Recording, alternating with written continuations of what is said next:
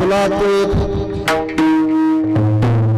आपल्या हिताजो धन्य माता पिता तयाचिया कुळी कन्या पुत्र होते जे सात्विक तयाचा हरिक वाटे देवा गीता भागवत करते श्रवण अखंड चिंतन विठोबाचे तुका मज भरो त्यांची सेवा तरी माझ्या दैवा पार नाही कुळी कन्या पुत्र होते जे सात्विक तयाचा हरिक वाटे देवा विठ्ठला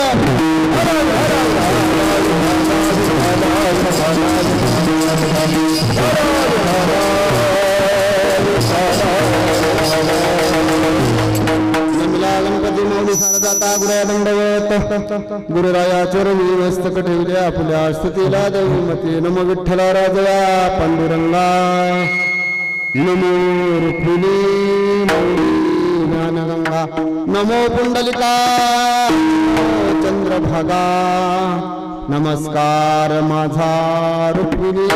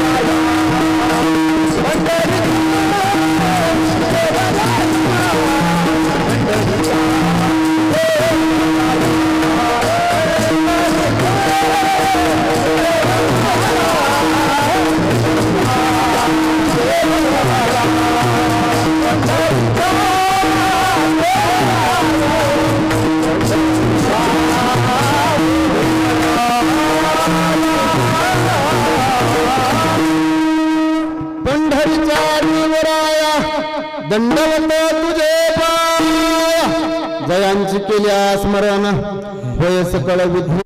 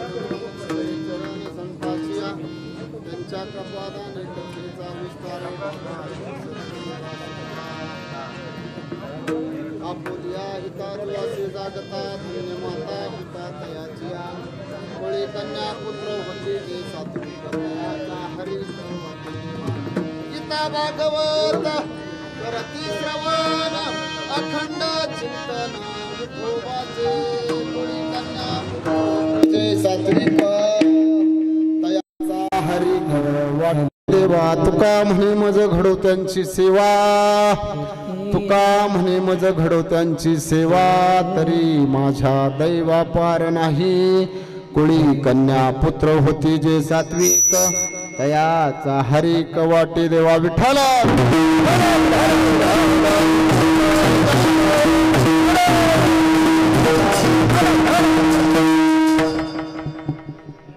हे ठिकाणी आपण हा 1 दिवसाचा नामयज्ञ आहे आणि 1 तास 1.5 तासाचा कार्यक्रम सर्वांनी ज्या वेळेस विठ्ठल विठ्ठल म्हणाल त्या वेळेस हाताने टाळी वाजवायची, मुखाने विठ्ठल विठ्ठल म्हणायचे. कलियुगामध्ये तुम्हाला संपत्ती तारणार नाही, तुमचं गणगोत्र चालणार नाही, पण तुमच्या तोंडाने केलेला भगवंताचा उच्चार नक्कीच त्या ठिकाणी तुम्हाला तारण. तुम्हाला ह्या ठिकाणी हात दिल्यात, पाय दिल्यात, डोळे दिल्यात, मुख दिले, पण ह्या आताच्या ह्या मृत्यू लोकामध्ये आपण जन्माला आल्याच्या नंतर त्या हातापायाचा उपयोग जशासाठी आपण ह्या ठिकाणी आज आपल्याला हातपाय दिल्यात आणि आपण या हितातो असे जागता धन्य माता पिता तयाची. बघा आपलं हित कशात आहे आपल्याला कळलं पाहिजे. तर ज्या वेळेस भजन होईल त्या वेळेस सारखं कीर्तनकाराने म्हणायचं नाही टाळी वाजवा, तुम्ही विठ्ठल म्हणलं की टाळी वाजवली पाहिजे. त्यात तुमचं त्या ठिकाणी तुमचा स्वार्थ आहे, आमचा काय स्वार्थ नाही. ह्या ठिकाणी जर तुम्ही टाळी वाजवली नाही तर पंढरपूरला गेल्याच्या नंतर चंद्रभागेत स्नान केलं आणि घाटाला लागलं पांडुरंगाच्या, तर तिथं असतात बसलेले सगळे आंधळ्याला दादा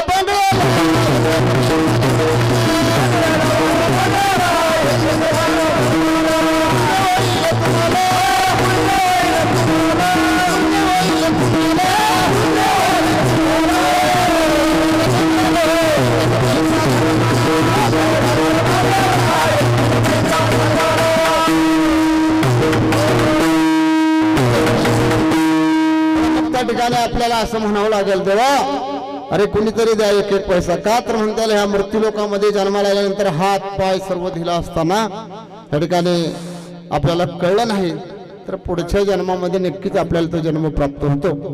प्रस्तुत प्राप्ती शिवेसाठी आज देव निवासी संत शिरोमणी तुकोबरा यांचा 4 चरणाचा अभंग. अपोलिया हिता जो असे जागता धन्य माता पिता तयाची. या पहिल्या जन्मामध्ये तुकाराम महाराज या ठिकाणी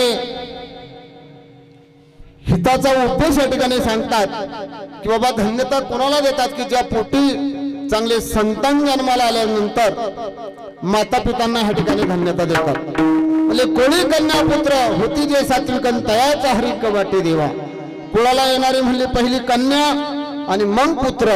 म्हणले बेताने कन्येलाच का प्राधान्य दिलं असेल तर म्हणले त्या ठिकाणी ते मातृत्वाचं नातं 9 महिने 9 दिवस आपल्या घरामध्ये मुलाला जन्म देतील, त्याच्यावरती चांगले संस्कार करतील, वडील पालन करण्याचं काम करतात. म्हणून पहिलं या ठिकाणी म्हणले कोळी कन्या पुत्र होती जे सात्विकन तयाचा हरिक वाटे देवा. गीता भागवत करती श्रवण. म्हणले कोणाला येणारी मुलं चांगली निघली तर ते म्हणले पुढे काय करतील तर म्हणले गीता भागवताचं श्रवण करतील. आणि गीता भागवत श्रवण केलं तर त्या ठिकाणी तुकाराम महाराज म्हणतात तुका म्हणे माझं घडो त्यांची सेवा. म्हणजे गीता भागवत श्रवण करणारे जी काय मुलं आहेत म्हणजे गीता जगायचं कसं शिकवते आणि भागवत मरायचं कसं शिकवते. म्हणले की या ठिकाणी गीता भागवत करती श्रवण अखंड चिंतन विठोबाचे. म्हणून तुकाराम महाराज म्हणतात तुका म्हणे माझं घडो त्यांची सेवा तरी माझ्या दैवा पार नाही. तुकाराम महाराज म्हणतात की अशी जर मुलं जन्माला आली तर त्यांची सेवा करण्याची मला त्या ठिकाणी बाबा प्राप्ती व्हावी. एवढं जगाचा मालक तुकाराम महाराज या ठिकाणी सेवा करण्यासाठी बाबा मुलं चांगली पोटाला यावात. म्हणून या ठिकाणी मुलं जर चांगली पोटाला आले तर नक्कीच आई वडिलांचा उद्धार होतो. या ठिकाणी सरळ सरळ कीर्तनाचा भावार्थ झाला. आपण पुढे ह्या ठिकाणी कीर्तन सर्व आपण ह्या ठिकाणी 4 चरण ह्या ठिकाणी थोडक्यात सोडून या ठिकाणी आज थोडासा पर्याय या ठिकाणी हा 1 दिवसाचा नाम यज्ञ ज्यांच्या निमित्ताने ठेवलाय आपले कैलासवासी वैकुंठवासी तुकाराम दगडू फुले उर्फ दादा. बघा अशी जुनी माणसं आता गेली कितीतरी. ह्या माणसांनी सगळं जग पाहिलेलं आणि ही पाहून गेल्याच्या नंतर त्यांची कीर्ती पाठीमागे राहते. म्हणतात गेले दिगंबर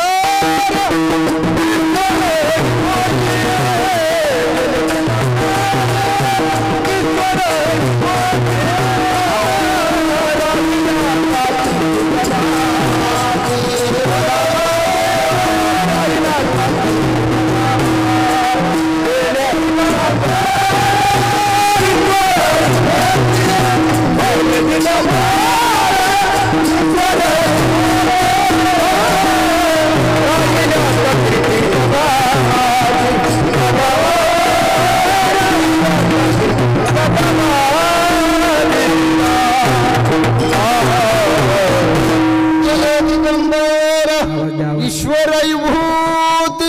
राहिल्यात कीर्ती जगामागे 1 वर्ष झालं जाऊन दादांना. बघा 1 वर्षापूर्वी ह्याच दारात त्यांची अंत्ययात्रा इथूनच सुरू केली. चपला काढा, आणि आज चपला काढून बसा. 1 वर्ष झालं. बघा त्यावेळेस त्यांच्या पाठीमागे त्यांची पत्नी शांताबाई तुकाराम फुले ह्या मातेला असं दुःख झालं की ते दुःखाचं वर्णन करता येत नाही. म्हणजे एकाच रथाची 2 चाकं असतात आणि एक चाक चुरलं की रथ जाग्यावर उभा राहतो.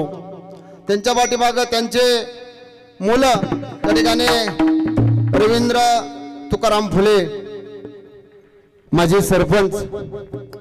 बघा आपण या हिता जो असे जागतान धन्य माता पिता तयाच्या. कुणाला येणारी मुलं जर चांगली निघली तर म्हणजे धन्यता आई वडिलांना दिली जाते.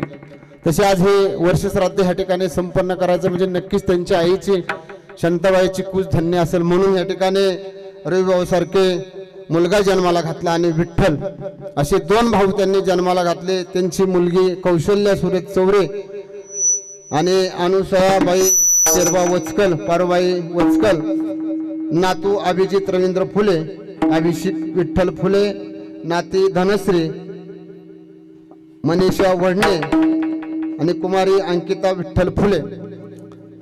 असाच या ठिकाणी सगळंच परिवार फुले परिवारामध्ये आपले फुले सर आहेत, राजू सर आहेत, सर्वच फुले परिवार या ठिकाणी मोहनराव आहेत. सर्वच हा वस्ती बारीक आहे पण फुल्यांचं वंशज घराणं आहे या ठिकाणी. म्हणले ज्यांनी ह्या ठिकाणी नाव लौकिक करून कितीतरी वर्ष झालं ज्योतिबांना जाऊन सावित्रीबाईंना जाऊन त्यांचा वसा पाठीमागं चालवणारे हे फुले कुटुंब.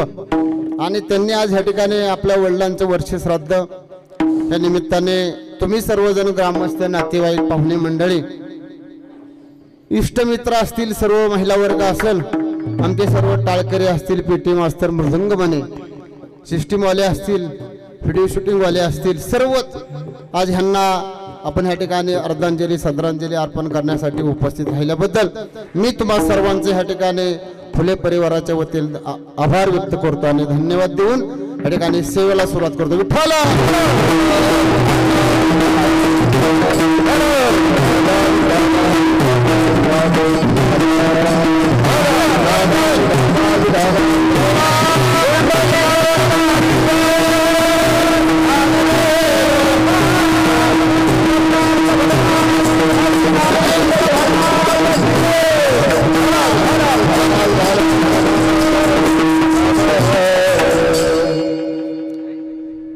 नाम संकीर्तन साधन पैसोपे जळतील पापे जन्मांतरीचे नलगती सायास जावे वनांतरा सुखे येतो घरा नारायण. म्हणले संसारामध्ये प्रत्येक जण जन्माला आल्यानंतर म्हणले अवघाची संसार सुखाचा करीन आनंद भरीन. ही लोक माऊली ज्ञानोबा म्हणतात जाईन ग माये तया पंढरपुरा भेटे ग माहेरा बोल्या. ते काय म्हणतात हे संसार नाही तरुण जायचं आपल्याला. तर म्हणले हा दुःखरूप संसारावरचं म्हणले उलट आपलं मन त्याच्यावरचं काढायचंय आणि ह्या ठिकाणी म्हणले परमार्थ रूपी संसार या ठिकाणी कळले जाईन ग माये तया पंढरपुरा भेटे न माहेरा पुल्या.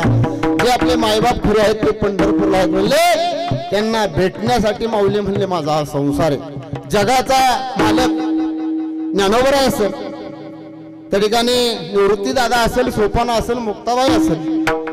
बघा जन्माला येता की मनुष्य पूर्वपुण्यचं पाप आणि पुण्य समान झाल्याशिवाय हा मृत्यू लोकांमध्ये मनुष्याचा जन्म प्राप्त नाही. हा काही सहजासहजी मिळत नाही. बाबा चला आता गेला एखादा घरातला व्यक्ती आणि परत बाजारात जाऊन नवीन आणू म्हणले ह्या ठिकाणी असं कुठं मिळत नाही. म्हणले की बाबा बाजारात गेले की लगेच आपल्याला नवीन मनुष्य मिळणार आहे. या ठिकाणी रॉबर्ट आलाय नवीन. का हो सर नवीन रॉबर्ट आलाय आता तो विकत मिळणार आहे पण मनुष्य मिळणार नाही. आपल्या कुटुंबातला गेलेला व्यक्ती परत आपल्याला मिळणार नाही. बघा आपण ह्या ठिकाणी जन्माला आल्यानंतर प्रत्येकाला 1 दिवस यातनी जायचंय. आईच्या उदरात असताना 9 महिने 9 दिवस त्या ठिकाणी त्या मातेने आपल्याला 9 महिने 9 दिवस या गर्भामध्ये वागवल्यानंतर जन्माला घातल्यानंतर आपण मोठं होतो. ते हातापायाचे म्हणले काड्या करतात म्हणले आपल्याला मोठं करतात संसारामध्ये आई वडिलांचं एकच ध्येय असतं की मुलांचं चांगलं व्हावं आणि मुलं मोठी झाले की आपल्या जगाचा निरोप घ्यावा.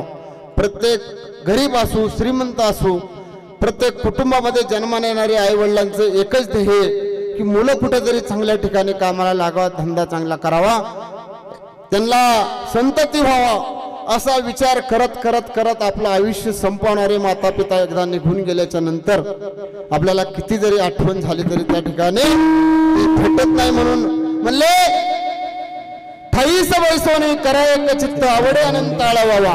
म्हणजे या नावामध्ये भगवंताचं नामचिंतन केलं तर नक्कीच तुम्हाला ह्या ठिकाणी मिळालेल्या जन्माचं सार्थक होणार आहे, तसं तुमच्या जीवनाचं सार्थक होणार आहे. म्हणजे संसार दुःख मूळ आहे, चौकडे इंगळ आहे. इंगळ म्हणजे काय?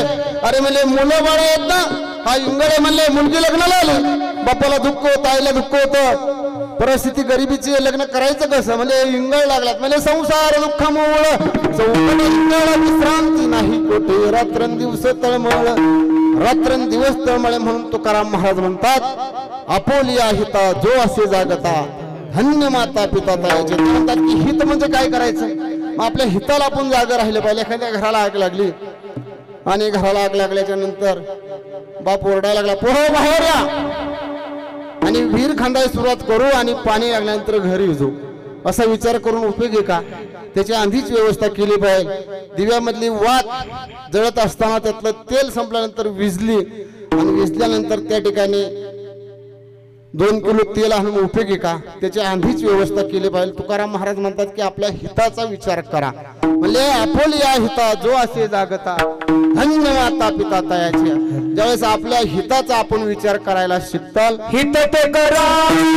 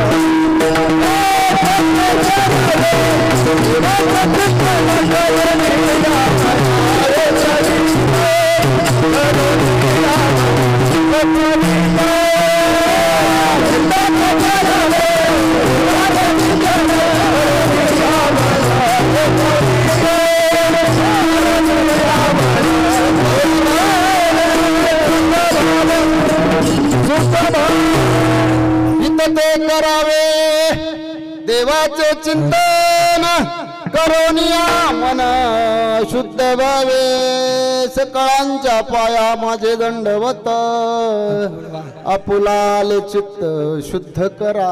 तुकाराम महाराज सांगतात इथं ते करावे देवाचे चिंतन करोनिया मन शुद्ध व्हावे सकळांच्या पाया माझे दंडवत आपुलाले चित्त. एवढा मोठा तुकाराम महाराज बघा. अरे देवाने पाठवलं तर तुकाराम महाराजांना जा मृत्यू लोकांमध्ये. तुकाराम महाराज म्हणले जमणार नाही महाराज. अरे म्हणले तुम्ही आता जा म्हणताय पण येताना मी 4 जणांच्या खांद्यावरती येणार नाही, तुम्हाला स्वतः यावं लागेल. त्यावेळेस तुकाराम महाराज मृत्यू लोकांमध्ये आले आणि आल्याच्या नंतर बघा गरिबीचा प्रपंच आणि त्या गरिबीच्या प्रपंचामध्ये तुकाराम महाराजांचं वर्ष श्राद्ध आलं. वडिलांचं वर्ष श्राद्ध आल्यानंतर बायको म्हणते अहो तुमच्या वडिलांचं वर्ष श्राद्ध आहे, मग घालायचं का नाही म्हणले? घालायचं नाही म्हणले. मग घरात काय नाही म्हणले घरात जाणार नाही वर्ष श्राद्ध कसं जाणार? अगं म्हणले अवले तू विचार करू नको, मी सकाळ रानामध्ये जातो, कुणाला तरी मदत करतो, तिथून थोडंफार धान्य आणतो आणि आपण वर्ष श्राद्ध त्या ठिकाणी चांगल्या पद्धतीचं साजरं करू. तुकाराम महाराज सकाळी दिवस उगवला, आज वर्ष श्राद्ध आहे वडिलांचं आणि घरात तर जाणार नाही. बायकोला सांगून गेले मी आलो आता. तुकाराम महाराज निघून गेले आणि जगाच्या मालकाने रूप घेतलं तुकाराम महाराजांचं. बघा मृत्यू लोकांमध्ये आला आणि आपल्या पत्नीला म्हणतोय जगाचा मालक तुकाराम महाराजांच्या पत्नीला हे आवले काय बाजार आणायचं गेलं हो गा बाजार घेऊन आलो लवकर या ठिकाणी जेवण कर. म्हणले तुम्ही आमंत्रण दिले का? म्हणले अख्ख्या गावाला आमंत्रण दिले. अहो म्हणले 20 माणसाचा स्वयंपाक ह्या ठिकाणी तुम्ही अन्न आणले आणि गावाला आमंत्रण तू करून तर बघ म्हणले. बघा तयार झालं त्या ठिकाणी, लोक आली, जीवनही गेली. आणि संध्याकाळी 5-6 वाजल्यानंतर तुकाराम महाराज एका शेतकऱ्याला म्हणले, अरे मी तुला आज दिवसभर काम करू लागतो, माझ्या बापाचं वर्ष श्राद्ध आहे, मला थोडस गहू मिळालं का? त्यांनी सांगितलं कापा या ठिकाणी गहू आणि जाताना 1 पाचुंदा घेऊन जा. तुकाराम महाराजांना 1 पाचुंदा दिला आणि डोक्यावरती मांडला, त्याचं शेंड पुढे केलं आणि बुडकं महाग केल्याच्या नंतर रस्त्याने चालताना एक आगी मोहळ एका वडाच्या झाडाला बसलं होतं. त्या ठिकाणी त्या पारंब्याला धक्का लागला आणि ते मोहळ उठलं आणि सर्व त्या गव्हाच्या उंड्यावरती बसल्यानंतर तुकाराम महाराज म्हणले, अरे माझ्या बापाचं हितच वर्ष श्राद्ध साजरं झालं. बघा त्यांचा भाव आहे तसा. बाबा चला प्रत्येक ह्याच्यात म्हणले भगवंत आहे, म्हणले पशु पक्षात आहे, म्हणले मनुष्य रूपामध्ये आहे, म्हणले प्राण्यामध्ये आहे, जलचर खेचर सर्वांच्या मध्ये भगवंत त्या ठिकाणी आहे. म्हणले चला मासे या ठिकाणी म्हणले मधमाशांनी जरी गव्हाच्या पेंड्या खाल्ल्या तरी माझं वर्ष श्राद्ध त्या ठिकाणी माझ्या वडिलांना प्राप्त झालं. आणि घरी आलं संध्याकाळच्या 6 वाजल्यानंतर तुकाराम महाराजांना काय माहिती बाबा कोण येऊन ह्या ठिकाणी लोकही जीवन गेले.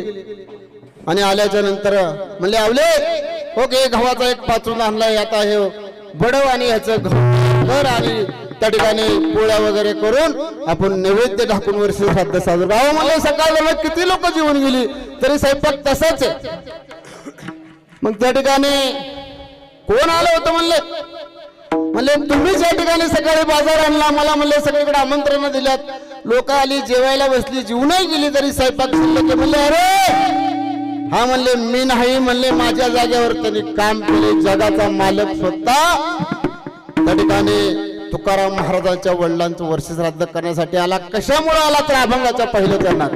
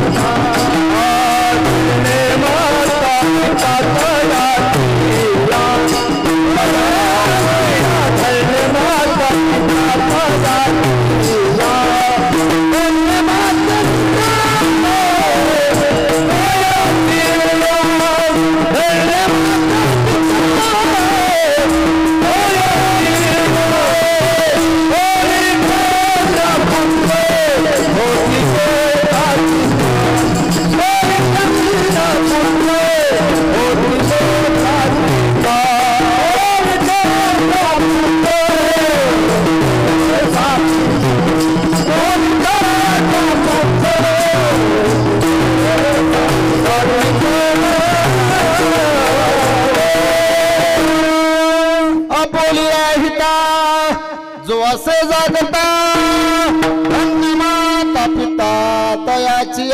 तुकाराम महाराज म्हणतात जो आपल्या हिताला जागा आहे, पण म्हणले धन्यता कोणाला दिली जाते? आई वडिलांना. म्हणले आई वडिलांनाच का धन्यता द्यायचं? एखादा मुलगा डॉक्टर झाला, ह्या ठिकाणी आपले चंद्रकांत फुले सर आहेत, ते शिक्षक झाले, सर झाले, मग त्यांनी पदवी कमावली, म्हणले त्यांनी त्या ठिकाणी अभ्यास केला, मग धन्यता आई वडिलांना का द्यायची? म्हणले डिग्री त्यांना मिळल्या. तर म्हणले ज्या मातेच्या पोटी जन्माला येणारा मुलगा जर डॉक्टर झाला, शिक्षक झाला, तर म्हणले त्याच्यावरती केलेले संस्कार त्या आईची कुल धन्य म्हणून म्हणले धन्य माता पिता तयाची, म्हणून त्यांना धन्यता दिली जाते आई वडिलांना.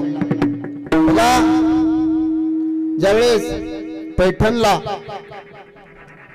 कीर्तन चालू होतं नाथ महाराजांचं आणि कीर्तन चालू असताना त्या कीर्तनात नाथ महाराज सांगायला लागले, अरे जगाचा मालक पंढरपूरचा मालक कुठेवरती उभा आहे म्हणले. पंढरपूरच्या वारीला गेला तर ज्याला हात नाही, ज्याला पाय नाही, ज्याला म्हणले मुख नाही, ज्याला डोळे नाही, तो देतो म्हणले.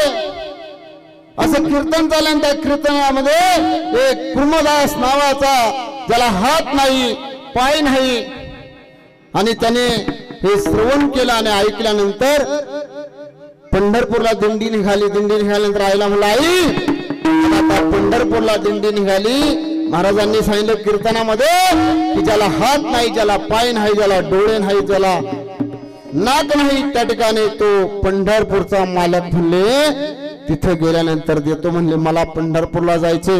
आई म्हणली ही मुर्धा किती दिवस झाले सांभाळायचं म्हणले.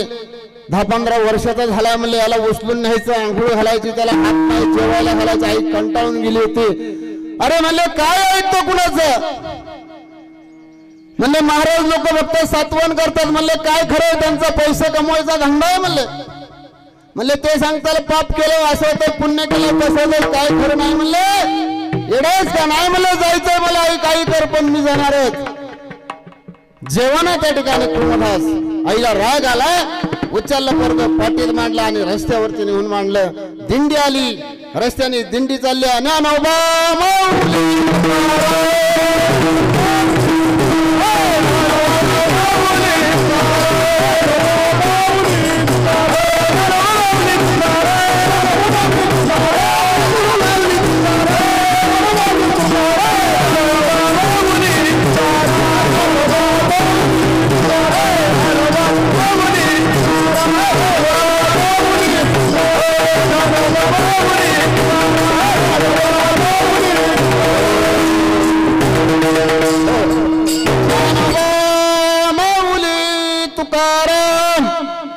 बघा आपल्याला हातपाय आहेत. आता आषाढी वारी जवळ आली. आपण कधी पंढरपूरला जातो का हो पायी. आपल्याकडे 4 चाकी वाहने, आपण संध्याकाळी काढणार, जाणार, तिथं 10-5 रुपये देणार आणि देवाचं दर्शन घेणार. म्हणले देव तशाने पावत नाही म्हणले. मनी नाही भावा आणि देवा मला पाव. देव अशाने पावायचा नाही रे. देव बाजारचा भाजीपाला नाही रे. देव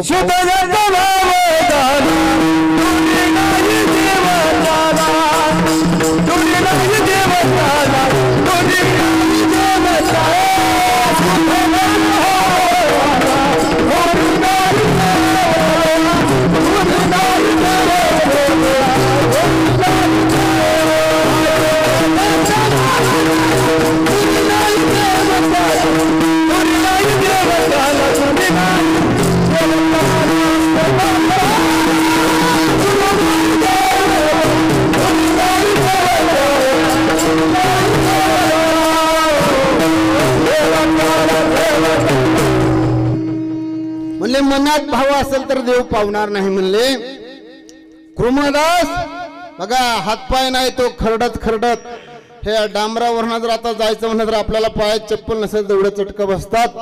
पण तो खरडत खरडत दशमीच्या दिवशी सोलापूर जिल्ह्यामध्ये लवळे हे गाव आहे, त्या गावामध्ये गेला आणि पाठीमागून दिंडी आल्यानंतर हाक मारायला लागला. अरे थांबा, मी पण पंढरपूरला निघाले, पण म्हणले मला आता येणं होत नाही. का म्हणले मला हातपाय नाही म्हणले, माझ्या अंगाची सगळी कातडी निघाली म्हणले, आता मला येणं होत नाही. बघा कुर्मदास ज्याला हातपाय नाही त्याला विनंती करतोय. वारकरी लोक थांबले आणि म्हणले अरे कुर्मदासा बोल. अरे म्हणले तुम्ही पंढरपूरला चालला, आज दशमी उद्या एकादशी, मंदिरामध्ये गेला म्हणले की भगवंताच्या चरणावर नतमस्तक होताना माझ्यासाठी तुम्ही 2दा पायावर पडा आणि एक निरोप जगाच्या मालकाला द्या.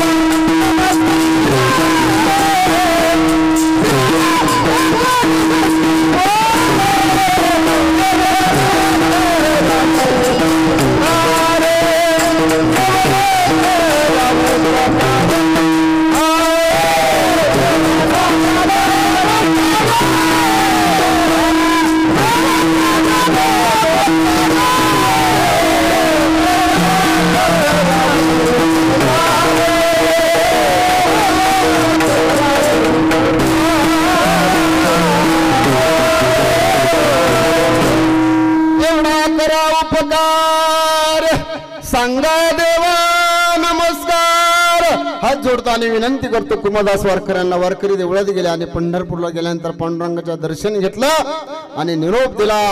डबल पाया पडला म्हणले भगवंता तुझा कोणतरी कुमादास नावाचा भक्त लवड्या ठिकाणी आला आणि त्याला आता काय चालवत नाही. त्यांनी सांगितलं मी आता ह्या ठिकाणी शेवट माझा देव ठेवणार आहे. एकच निरोप सांगा पांडुरंगाला म्हणा तुझा भक्त आहे त्याला भेटायला ये आणि शेवटचा निरोप त्या ठिकाणी मला घ्यायचा. बघा एवढी यात्रा भरली पंढरपूरला. आषाढ वारीला अनेक पालख्या त्या ठिकाणी आले. लाखोनी समाज आला आणि आल्याच्या नंतर विठेवरच्या मालकाने ऐकलं की ज्याचं हित काय ते त्या हितासाठी देव त्या ठिकाणी आपल्या भक्तासाठी धावून आला.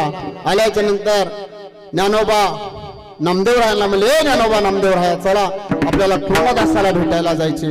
त्या ठिकाणी आल्यानंतर विचारपूस घेतली. देवाने मांडीवरती घेतलं. बघा कोण आपल्याला मांडीवरती घेतलंय पण भगवंताची भक्ती गेल्यामुळे कुमादासाला देवाने मांडीवरती घेतलं.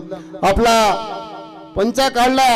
सगळं शरीर रक्तभंबळ झालं होतं. स्वच्छ केलं आणि अखेरचा निरोप पांडुरंगाच्या मांडीवरती घेतल्यानंतर तिथून पुढे पांडुरंग त्यांना म्हणले ए ज्ञानेश्वरा आणि नामदेवा मला तहान लागली तुम्ही थोडा वेळ ह्या ठिकाणी बसा. मी या मळ्यामध्ये जातो आणि त्या मळ्यामध्ये जाऊन कुठंतरी मला पाणी मिळते का बघतो आणि परत येतो असं सांगून पांडुरंग भगवंत जगाचा मालक मळ्यामध्ये शिरला. कुणाचा मळा होता तो? धन्य त्यारे रत्नाची जन्मला निधान सावता सागर प्रेमाच्या घर घेतला उतार माळा घरी धन्य जाची माता धन्य त्याचा पिता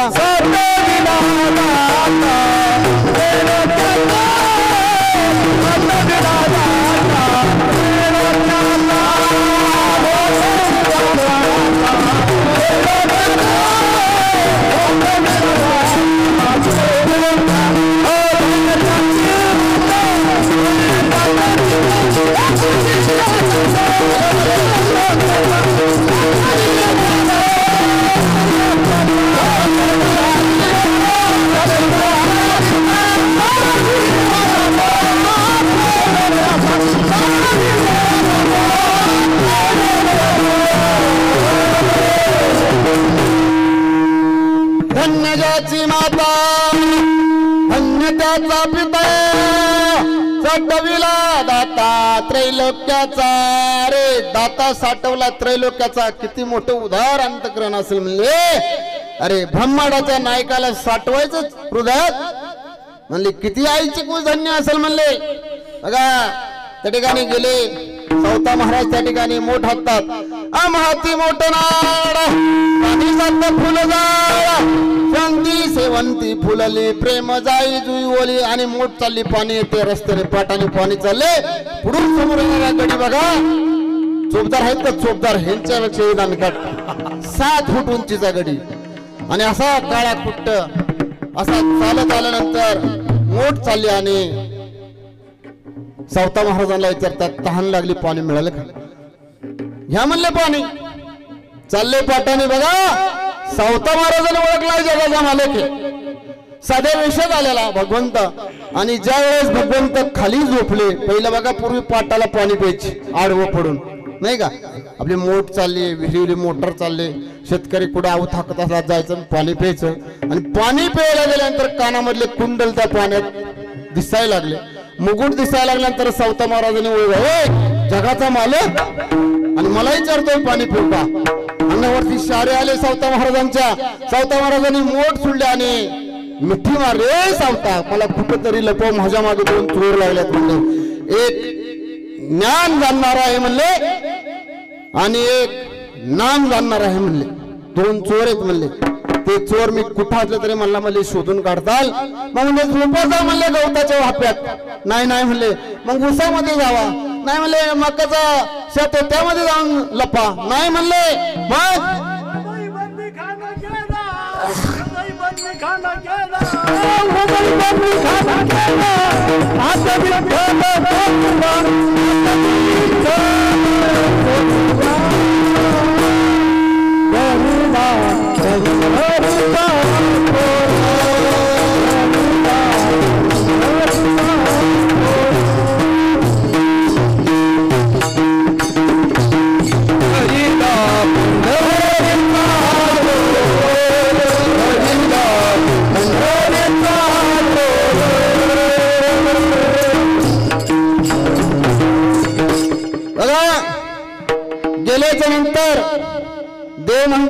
आणि मिठी मारली मला कुठेतरी लपव. आणि त्यावेळेस अरे कुठे लपवायचं मग सावता महाराजाच्या कंबरेला खुरप होतं, छाती पाडली आणि हृदयामध्ये लपवल्यानंतर हृदय बंदी खान केला अत विठ्ठल कोंडीला पंढरीचा चोर गळा बांधून यादूर. मग त्या ठिकाणी हा चोर भगा जगाच्या मालकाला लपवला आणि ज्ञानेश्वर महाराज आणि नामदेव महाराज आले, रडायला लागले. इतके म्हणजे अरे देवा कुठे लपलायस तू, सावतोबा कुठे, एक माणूस या ठिकाणी आलता का? त्यांनी सांगितलं नाही आला. आणि मग थोडासा पितांबर असा बाहेर दिसल्यानंतर ज्ञानदेव म्हणतात नामदेवला अरे हातात धर आणि ओढ बाहेर.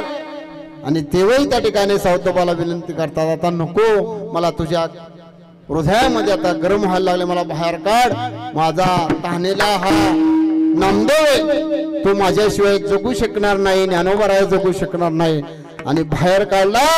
आणि मग त्या ठिकाणी नामदेव महाराज म्हणतात देवाला, देवा अरे म्हणले तू जगाचा मालक आहे.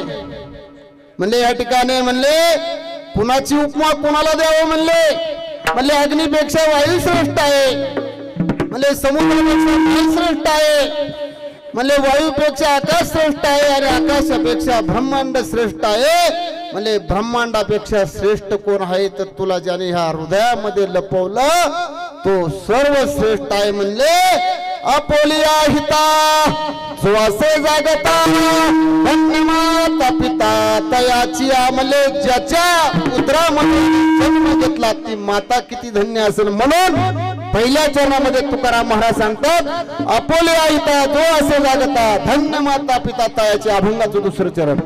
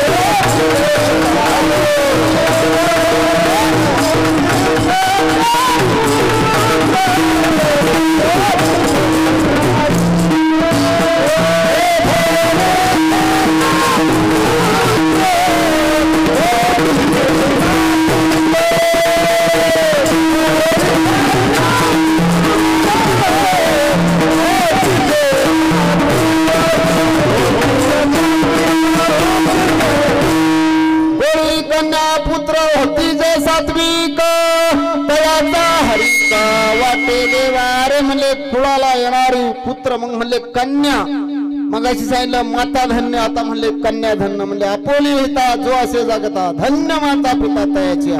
पहिल्या चरणामध्ये म्हणतात माता धन्य, आता म्हणतात कन्या धन्य. का पहिले मातेला धन्यता दिली, आता कन्याला धन्यता देतात तुकाराम महाराज. त्यासाठी एक साधक विचारतो महाराज पहिले त्या ठिकाणी आईला धन्यता दिली, बापाला का नाही दिली म्हणले. तर त्या ठिकाणी म्हणले आईच्या उदरामध्ये जो मुलगा 9 महिने 9 दिवस आई त्या ठिकाणी उदरामध्ये वाढवते त्याच्यावरती संस्कार करते, म्हणून मातृदेवो भव पितृदेवो भव आचार्य देवो भव. म्हणले कन्या, बघा कन्या झाली की बापाला त्या ठिकाणी दुःख होत. म्हणतो कन्या लहानाची मोठी झाली की तिचं लग्न करावं लागत, तिच्यासाठी कुठेतरी 10-5 रुपये म्हणले गोळा करावे लागतात. बघा बापाचं आणि मुलीचं एवढं प्रेम असतं. मुलगीचं म्हणले लहान असते त्यावेळेस बाप कुठून आला फिरून तरी सांगणार आहे तायडे अगं मी शेतामध्ये पाणी धरून आले, माझा हातपाय दाबती का. मग ती मुलगी त्या बापाचा हातपाय दाबते. मग सकाळी उठल्याच्या नंतर ते बापाला आंघोळीला पाणी देईल, बापाचं धोतर धुईल, कपडे धुईल. लहान असते 10-12 वर्षाची. आणि बघता बघता मोठी होत चालल्याच्या नंतर 18 वर्षाची तायडी झाल्याच्या नंतर तो बाप त्या ठिकाणी सोयऱ्या झायला निरोप धाडतो म्हणजे माझी मुलगी लग्नाला आली, चांगला सोयरा मला मिळला पाहिजे. म्हणले किती खर्च होऊन द्या, म्हणले मी तयार आहे त्या ठिकाणी खर्च करण्यासाठी. बघा बापाचं आणि लेकीचं नातं म्हणले धड वेगळी आहेत, पण फक्त म्हणले आत्मा एक हे. म्हणले एवढा प्रेम करतो बाप आपल्या मुलीवरती, पण तो बाप निघून गेल्यानंतर बापाची किंमत कळते. बघा 12 वर्षाची मुलगी झाली, 18 वर्षाची मुलगी झाली. 18 वर्षाची मुलगी झाल्यानंतर लग्न ठरलं. भला मोठा मंडप घातला. म्हणले त्या मंडपामध्ये अरे म्हणले अनेक जिल्ह्यातून नातेवाईक आले, सोयरे सगळे आले, मोठा मंडप भरलाय म्हणले. आणि लग्नाची वेळ जवळ आली, येत चालल्या. बाप त्या मंडपाच्या द्वारावरती जातो, प्रत्येकाला हात जोडतो, विनंती करतो. तायडी माझी लग्नाची झाली, आज शृंगार केलेला आहे मुलीने. आणि त्या स्टेज वरती इकडं तिकडे फिरत असताना बापाला आनंद होतो आणि मुलगी बघत असते, अरे माझ्या बापाने मला लहानाचं मोठं केलं, एवढा मोठा मंडप घातला, एवढा खर्च केला, आणि मी आता निघून गेल्याच्या नंतर त्याचा हातपाय कोण दाबणार. दुःख होतं मुलीला. बघा कन्या सासरे शिजाय मागे परतून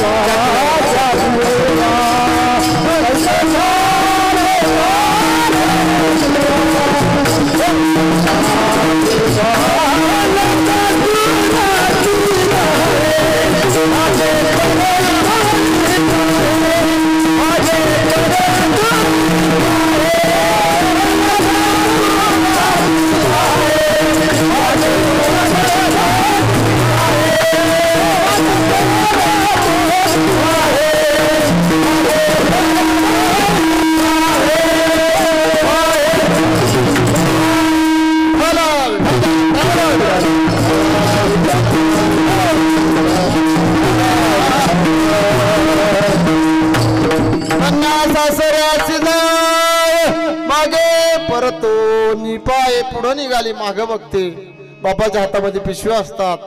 बघा निघाल्यानंतर परत मागे बघायचं, पुढे बघायचं. बघा त्या लग्न मंडपामध्ये बाप सगळ्यांना हात जोडतो. सगळे नातेवाईक आल्यात, पाहुणे मंडळी आल्याच्या नंतर लग्नाचा सोहळा जवळ आल्याच्या नंतर वाजंत्री त्या ठिकाणी वाजवीत असतात. नवरी मुलीला घेऊन या, नवरदेव या ठिकाणी गेट वरती आलाय आणि असा आवाज येत असताना त्या बापाच्या अंगाचा थरकाप होतो. आता वेळ थोडी राहिली. अरे 18 वर्षे 20 वर्षे म्हणले पोटचा गोळा, अरे म्हणले जीवाच्या पलीकडे सांभाळा, तो आता सोडून जाणार. आणि लग्नाचं टायमिंग झालं आणि अक्षता पडल्याच्या नंतर म्हणले नवरा नवरीची गाठ सुटली जाते. मुलगी त्या ठिकाणी प्रत्येकाच्या पायावर पडत जाते. भावा असेल, बहीण असेल, आई असेल. आईला म्हणते, आई अगं आजवरती मी होते तुमच्या दोघांच्या भांडणामध्ये. बघा मुलगी घरामध्ये भांडण सोडवणारा एक वकील असतो. आई वडिलांची भांडणं झाली ती त्या ठिकाणी भाग घेणारी मुलगी असते. आणि ती मुलगी त्या ठिकाणी म्हणत असते, आईला आई बाबांच्या वरती लक्ष ठेव, त्यांना गोळ्या दे, वेळेवरती आल्यानंतर जेवायला घाल, त्यांना आता त्यांच्यावरती लक्ष ठेव, आता त्यांच्या गोळ्याची याची त्याची तू काळजी घे, आता मी नाहीये अशी म्हणून आपल्या आईला मिठी मारते. सगळ्या नातेवाईकांना भेटते. आणि बघा बाजूला कुठेतरी उभा बाप असतो आणि त्या बापाला जाऊन मुलगी पाहिल्यानंतर म्हणले अशी पळत जाते आणि त्या खंबाला उभा असणारा बाप हात सोडतो आणि मिठी मारतो. म्हणले डेकळावरती एखादा पाण्याचा थेंब पडावा आणि डेकळ विखरून जावा अशी अवस्था त्या बापाची होत असते. बघा, लग्न लागलं आणि लग्न लागल्याच्या नंतर सगळी वऱ्हाडी म्हणले त्या ठिकाणी निघून गेली. अर्धा मंडप सुटलाय आणि मुलीची बापाची भेट झाली. मुलगी परत निघाल्यानंतर नवरदेवाची गाडी समोर आली. बाप विरोध दिशेने तोंड करून उभा आहे आणि विरोध दिशेने तोंड करून उभा असणारा बाप त्या ठिकाणी ढळढसा रडायला लागला. गाडीची काच खाली घ्या, ड्रायव्हरला म्हणतो काच खाली घ्या म्हणतो. अहो म्हणले हा जीवाचा तुकडा म्हणले जीवा पलीकडे सांभाळ आहे म्हणले. पण म्हणले एकच आठवण येते, आता माझी एक मुलगी निघून चालली, कोण माझा हातपाय दाबणार? बाबा आला का नाही म्हणून कोण रस्त्याला येऊन पाहणार? कोण माझी वाट पाहणार होता? असा विचार करणारा बाप विरोध दिशेला तोंड करून उभा असणाऱ्या गाडीची काच खाली कराय सांगतो आणि हात जोडतो आपल्या जावाला. जावाय बाप्पू, जीवाच्या पलीकडे सांभाळली, काही चूक झाली तर ती चूक तिची नाही, तिच्या बापाची आहे. माझ्या पदरात झाला, पण माझ्या मुलीचं अंतकरण दुखू नका. काच वर किती जाते आणि गाडी निघून जाते. बघा, गाडी निघून गेल्याच्या नंतर 4-2 महिने होतात. आईला आठवण येते, बापाला आठवण येते. बघा, मुलगी एकदा म्हणले आई बापाला सोडून गेली ना तर ती म्हणले त्या ठिकाणी 42 कुळाचा उद्धार करते आणि नवरा 21 कुळाचा उद्धार करतो. ही कोटचे 21 आणि ते कोटचे 21 असा उद्धार मुलीच्या हातून करला जातो. अरे म्हणले त्या ठिकाणी मुलगी निघून गेली आणि आईला आठवण झाली आणि आपल्या मालकाला म्हणते ताडीला फोन करा नाही. व्यस्त झाली आपल्या प्रपंचामध्ये, संसाराच्या तुरुंगामध्ये कैद तुला झाली, वेडा भोळा जीवतीचा होई वर खाली. बघा, या संसाराच्या तुरुंगामध्ये एकदा कैद झाली मुलीला आणि बाप आई आठवण काढते. 4-2 वर्ष झालं, मुलगा झाला, मुलगी झाली. आई म्हणते अगं भेटायला 80 वर्षाची आई झाल्या. आई आठवण काढते. आईला फोनवर बोलल्यानंतर म्हणते अगं मी आले असते, मला रोज माझ्या मुलाचा डबा करून द्यावा लागतो, मग मला यायला वेळ ना, माझी बाळं बारकी नाही, एका बाळाला अंगणवाडीमध्ये सोडावं लागतं, मला त्यांना घेऊन जावं लागतं. बापाला फोनवरती सांगितल्यानंतर बाप आपल्या पत्नीला सांगतो तायडीला येण्यासाठी वेळ नाही. आईचा अंतकाळ जवळ आलेला असतो, मुली येत नाहीत. बघा, आणि एक दिवस ती आपली सवड काढते, चला आता लय दिवस झाले, आणि आई अशी हंतुरणाव पडलेली असते आणि भावाचा पोरगा दारात खेळत असतो. 80 वर्षाची आई झाली. म्हणले हाताच्या तिच्या कातड्याची सुरकुत्या पडल्यात, म्हणले केसाच्या त्या ठिकाणी जटा झाल्या, चेहऱ्यावरती झुरळ्या पडल्यात म्हणले. आणि ही मुलगी आली आईला भेटायला, बापाला भेटायला, आणि दारात खेळणारा भावाचा पोरगा होता तो पळत पळत जातो आणि झोपलेला आजीला म्हणतो आई आई आत्या आली, आत्या आली. अरे एवढा आनंद त्या आईला होतो, अरे सगळं दुःख विसरते आणि 80 वर्षाची आई दान दान काठी आपटीत आपल्या लेकीजवळ येते. दोघींची मिठी होती, एकामेकाला मिठी मारतात. आणि बघा त्यावेळेस ती आई काय म्हणते आपल्या घरातल्या सुनाला, ए सुनबाई तुझं माझं काय भांडण असेल ते आता 2 दिवस बाजूला ठेव, माझी लेक आल्या, तिला चांगले आंघोळ बांघोळ आहे, तुझी पाठण घास, 2 दिवस राहणार आहे. एवढं प्रेम करणारी आई असती. आणि बापाला इतका आनंद होतो, अरे काळजाचा तुकडा दुसऱ्याच्या हवाले केल्याच्या नंतर परत जायला निघाल्यानंतर बाप हातात पिशव्या घेतो, एक नातू खांद्यावरती घेतो आणि एसटी जवळ गेल्याच्या नंतर एसटी मध्ये मुलगी चढते आणि बाप काय करतो, आपल्या गळ्यातलं उपारणं काढतो आणि त्या मोकळ्या सीट वरती टाकतो, आपल्या पुरीची जागा धरून बसतो. आणि जागा धरून बसल्याच्या नंतर त्या ठिकाणी मुलगी जाते आणि त्या सीट वरती बसती. कंडक्टर येतो, बाबा उतरा खाली. बाबाचं अंतकरण भरून येतं. बघा कोपरीमध्ये तंबाखूचा बटवा असतो, त्या बटव्यामध्ये कुणीतरी 5 रुपये दिलेले असतात आणि त्या बटव्यात ठेवलेले असतात. म्हणतो अरे तुझ्या मनासारखी साडी तुला बाळाने घेतली नाही, मला कळतंय सगळं, माझ्या हातात काय राहिलं नाही. बघा माझं नाव हातपाय डोळा पडलिया झापड करणारे भदीर झाले वाचा बोले बोबड नाक मुक गळू लागले लाळा आणि शेंबूड सोनापरी गती झाली अवघी करती हडहाड वयस्कर बाप झालाय वयस्कर आई झाली ती म्हणते आमच्या हातात काय नाही आता मुलाच्या हातात आहे बाळ्याच्या हातात तुला साडी चांगली घेतली नाही म्हणले हो की पैसे घे आणि चांगली साडी घे पण तिथं पाहुण्या रोळ्याचा अपमान करू नको आपल्या बटव्यातलं पैसे काढून देणारा बाप मुलीला एसटी पर्यंत घालवाय जातो आणि तो ज्या वेळेस आपल्यात ती निघून गेल्यानंतर त्याची आठवण आली तरी त्या ठिकाणी म्हणले आपल्याला बाप मिळणार नाही म्हणले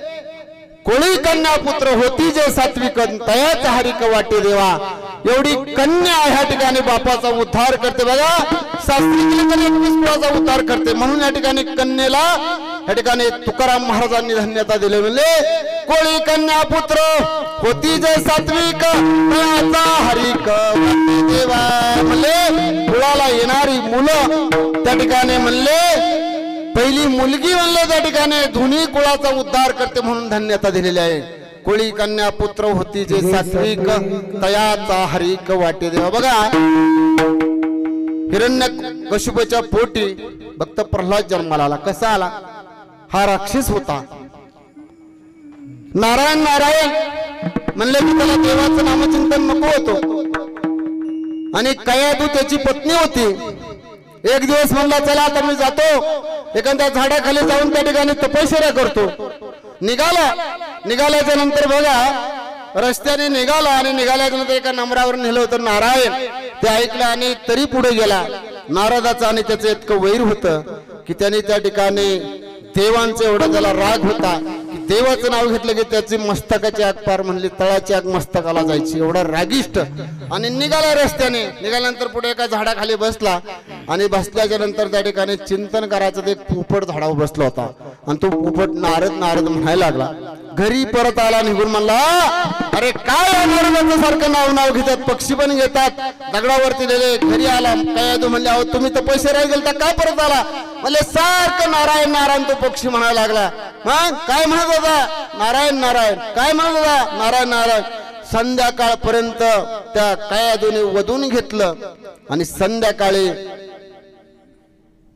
रात्र झाली जेवणही झाली आणि झोपण्याची वेळ झाल्याच्या नंतर दोघेही नवरा बायको एका खोलीमध्ये झोपल्यावरती म्हणते काय म्हणत होता पोपट नारायण काय म्हणत होता म्हणले नारायण असं वधून घेतलं आणि दोघांचा संगम झाला आणि त्या ठिकाणी भक्त प्रल्हाद जन्माला आल्याच्या नंतर इंद्राने त्याला त्या कयादूला पळून न्यायचं ठरवलं ज्या वेळेस ती घरवदर होती त्याच वेळेस इंद्र आला आणि पळून न्यायचं ठरवलं नारद मुनी आले म्हणले अरे इंद्रा अरे म्हणले सात्विक स्त्री आहे एक वचनी आहे म्हणले असं करू नको म्हणले तुला पाप लागेल आणि मग त्या ठिकाणी तो निघून गेला आणि नारद मुनींच्या त्या महालामध्ये त्या पर्णकुटीमध्ये ती कयादू माता राहिल्याच्या नंतर त्या ठिकाणी बघा रोज नारद मुनी ह्या ठिकाणी गीता भागवताचं श्रवण करायचे आणि हे करत असताना म्हणले सत्वर उच्चार प्रल्हाद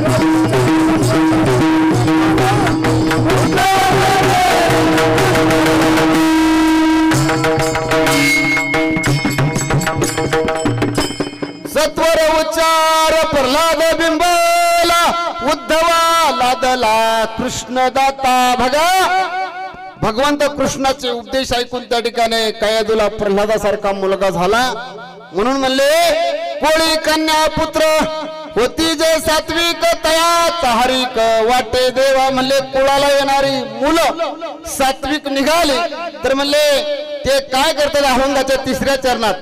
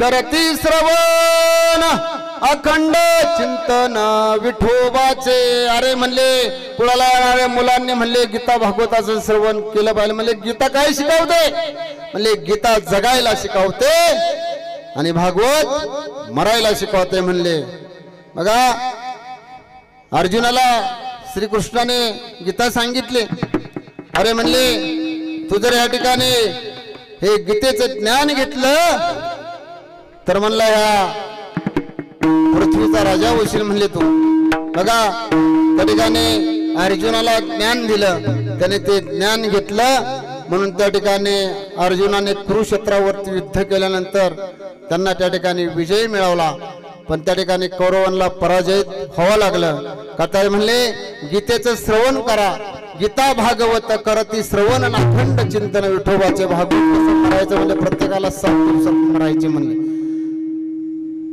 परीक्षित राजा होता त्यालाही म्हणले 7व्या दिवशी मरण आलं बघा म्हणले एखाद्याला सर्प चावावा पूर्वी होता सर्प चावला तर त्याला म्हणले पुढे भैरवाच्या मंदिरात न्यायचा ढोल वाजवायचा आणि त्याला म्हणले कायचा मिरची खायला द्यायची ती जर त्याला गोड लागली तर म्हणायचे त्याचं विष उतारलं नाही किंवा लिंबाचा पाला द्यायचा तो त्याला गोड लागला तर म्हणायचं त्याचं विष उतारलं नाही त्या ठिकाणी तसं म्हणले ह्या ठिकाणी गीता ही गुळ रूपी आहे तो परमार्थ आहे म्हणले तो गुळ रूपी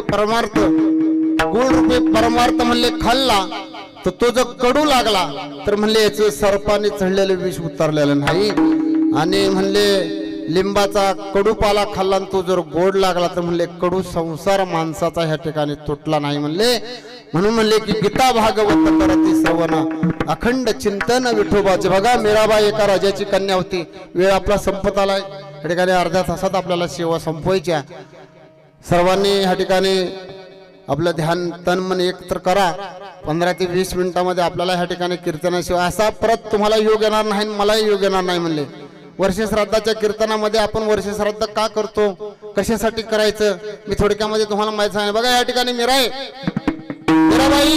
म्हणले या ठिकाणी श्रीकृष्णाचा फोटो घेऊन त्या ठिकाणी लहान असताना खेळायला बिळायची बागडायची बापाला वाटायचं खूप आनंद वाटायचा जशी मोठी व्हायला लागली मुला मीरा 10 वर्षाची 12 वर्षाची 15 वर्षाची झाली बाप म्हणला अगं मीरे तुला काय नाद लागला ह्या कृष्णाचा सोडून दे म्हणले हा त्या ठिकाणी ते सोडून द्यायला 18 वर्ष झाली म्हणले लग्न करून टाकले मीराबाईने सांगितलं मला लग्न वगैरे करायचं नाही अरे बाप म्हणला काय येडे का राजा आहे बाप राजाची कन्या आहेस तू म्हणले एकुलती एवढी देखणे म्हणले आणि त्या ठिकाणी बाप म्हणायला लागला मीरा अगं तू लग्न करायचे.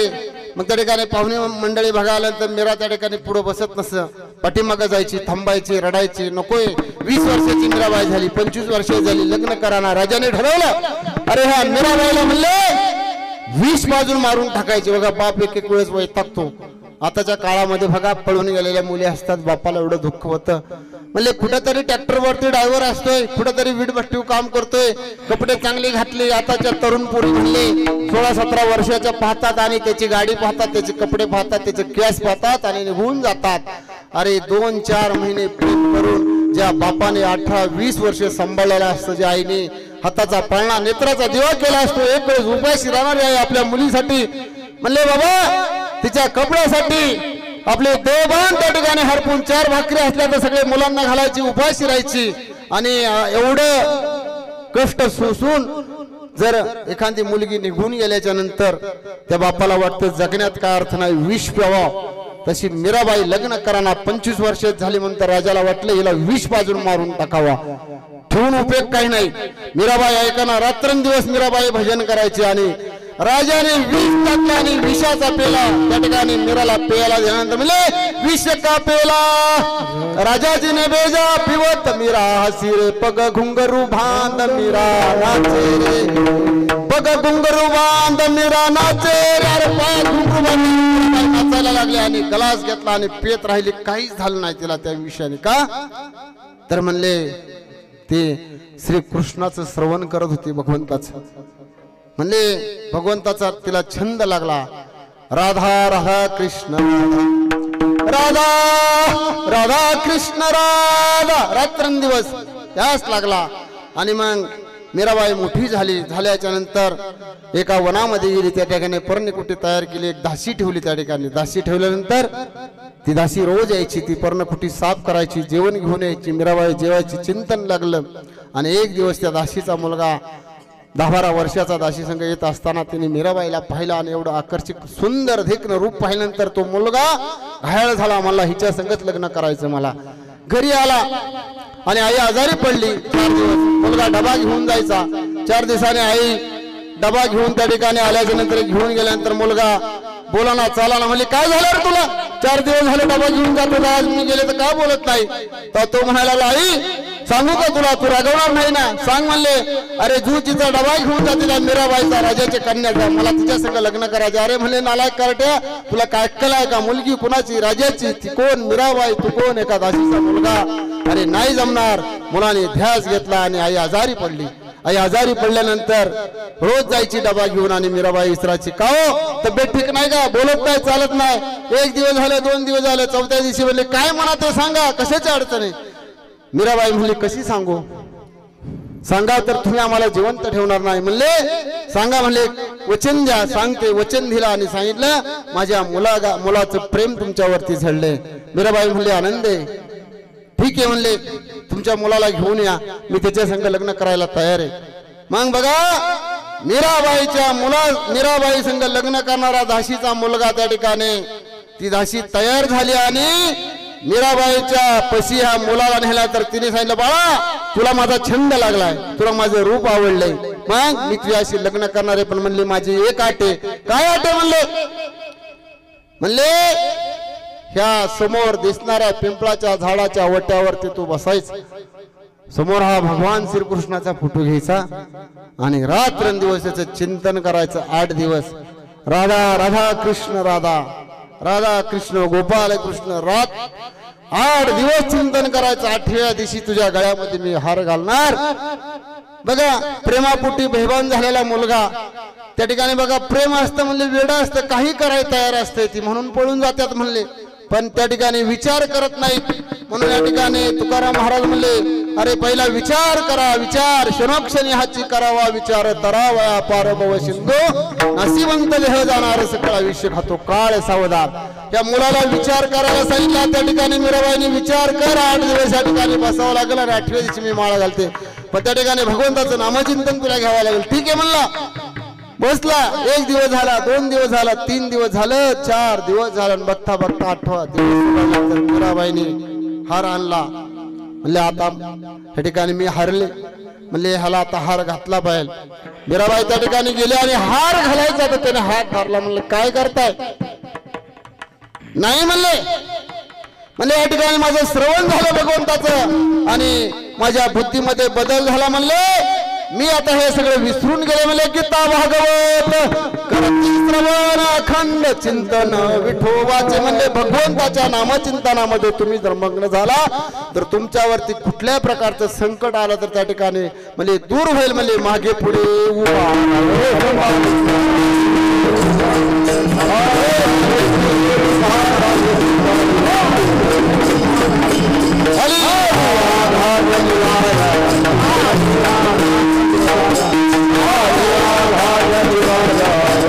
मागे पुढे उभार हे संभाळीत आली आघात निवारा. सर्वांनी हात वर करायचं, हाताने टाळी वाजवायची, मुखाने नाम घ्यायचे आणि नाम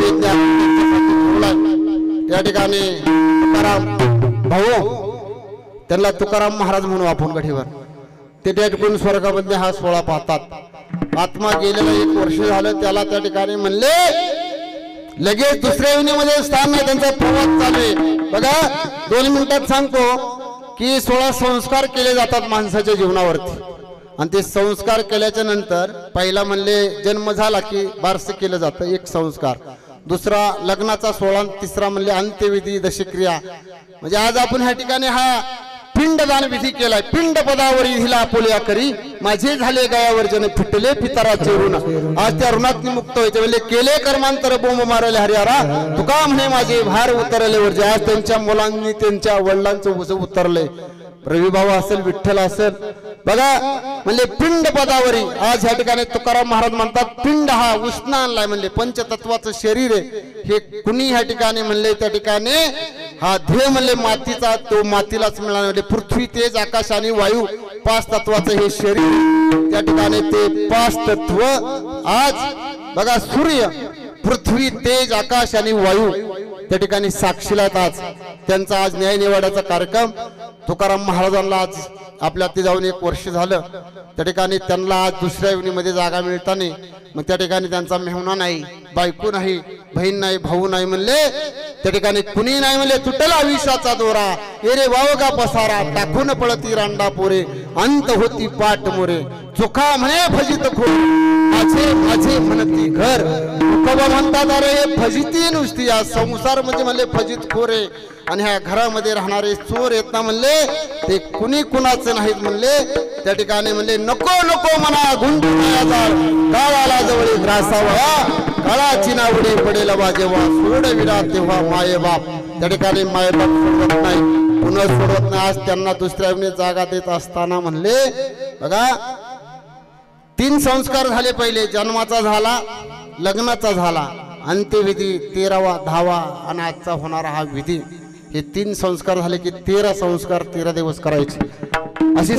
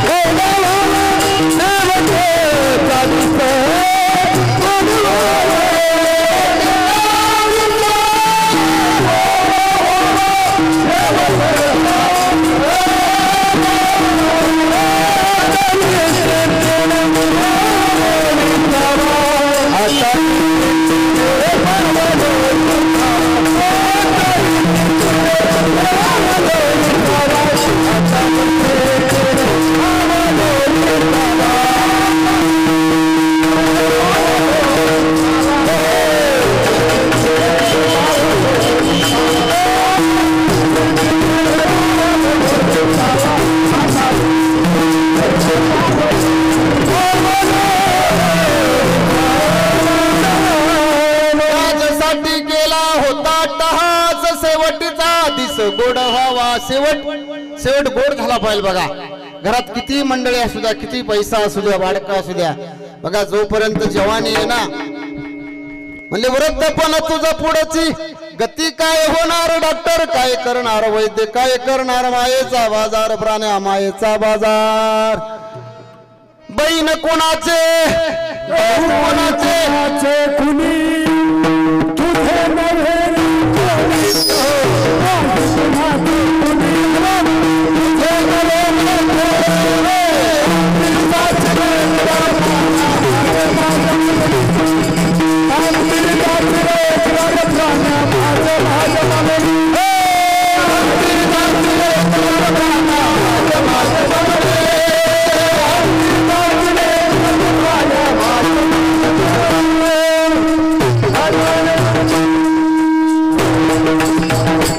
बहीण कोणाचे, भाव कोणाचे, कोण कोणाचे,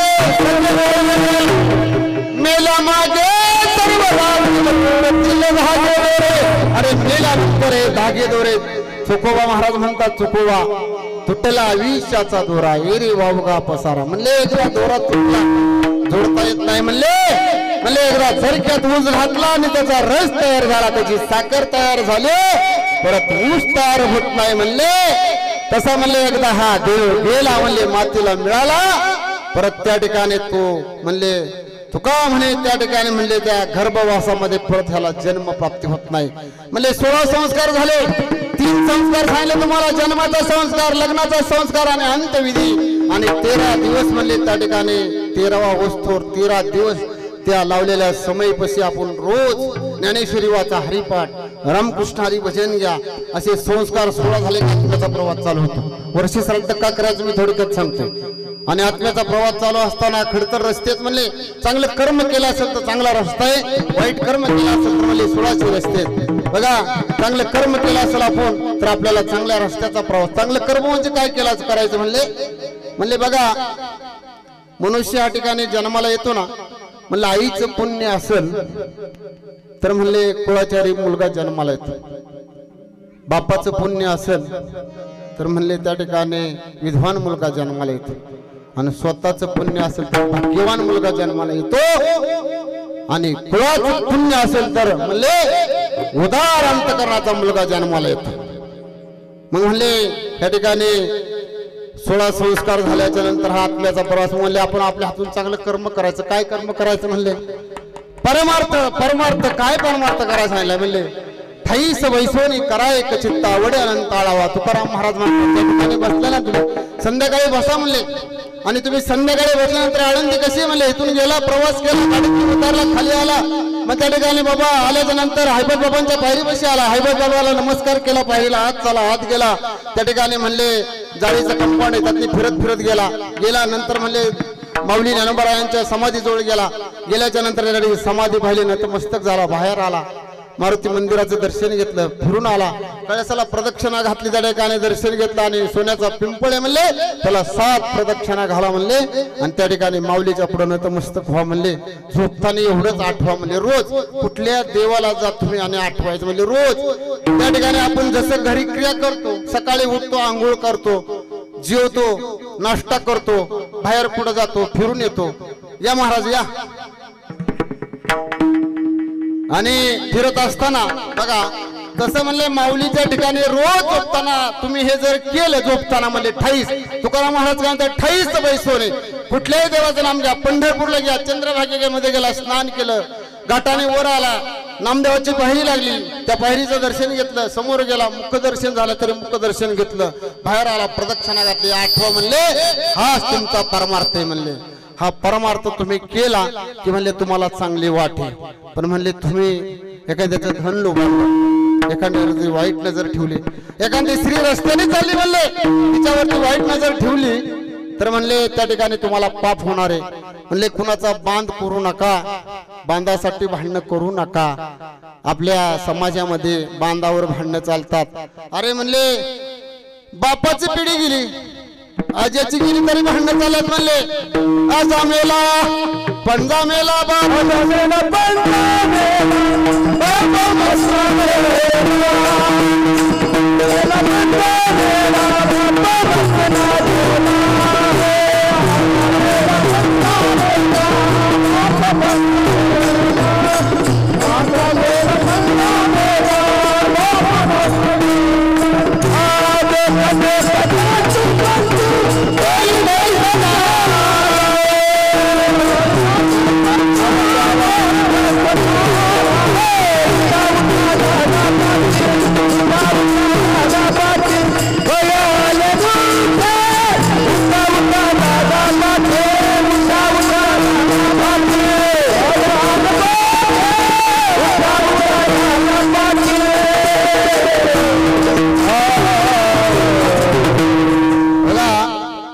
आजा गेला पंजा गेला बाप मसना गेला देखत देखत नातू पण तोही तसा झाला.